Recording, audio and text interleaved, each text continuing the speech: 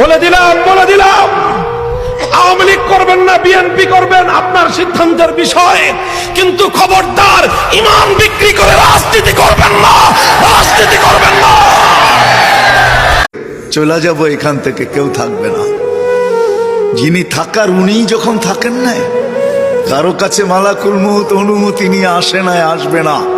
শুধু একজন মুহাম্মদুর রাসূলুল্লাহ সাল্লাল্লাহু আলাইহি ওয়াসাল্লামের কাছে মালাকুল মউত যখন আসছেন, তো আল্লাহ বলছে বন্ধুর কাছে অনুমতি নিয়ে ঢুকবে, অনুমতি দিলে ঢুকবে, নাইলে ফিরে আসবে।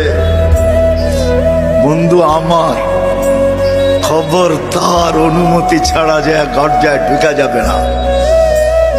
আমাদের কারো কাছে অনুমতি নিয়ে আসবে না, ওনার কাছে অনুমতি নিয়ে গেছেন।